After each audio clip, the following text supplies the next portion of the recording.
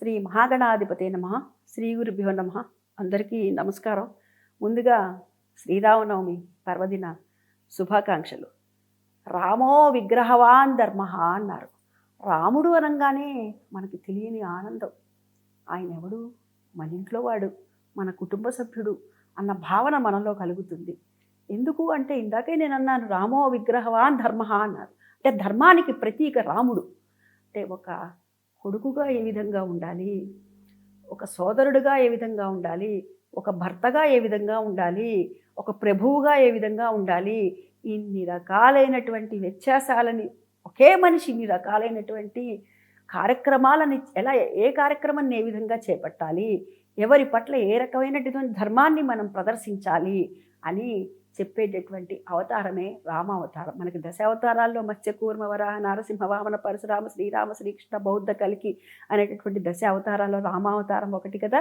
ఆ రాముడు అనగానే మనకి మిగతా వాళ్ళందరూ కూడా దేవుడుగానే వచ్చారు. కానీ ఇక్కడ మనకి రాముడు ఏ విధంగా వచ్చాడు? నరుడుగా వచ్చిన నారాయణుడు అనమాట. మనందరినీ కూడాను ఉద్ధరించడానికి వచ్చినటువంటి వాడు.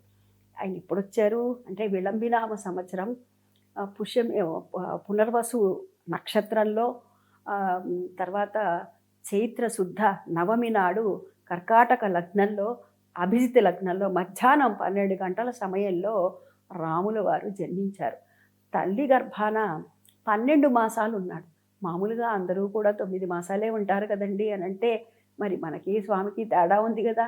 12 మాసాలు ఉన్నాడు స్వామి తల్లి గర్భాన ఉండి, ఆ తర్వాత మనందరి ఉద్ధరించడానికి అవతారం, మానవ అవతారాన్ని తీసుకొని నరుడుగా వచ్చినటువంటి నారాయణుడు అన్నమాట.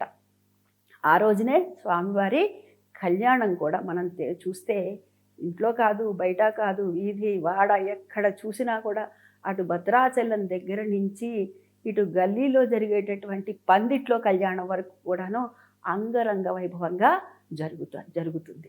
ఆ రాముల వారి కళ్యాణం అనగానే మనకు తెలియనటువంటి ఆనందము, ఉత్సాహము కూడా అన్నమాట.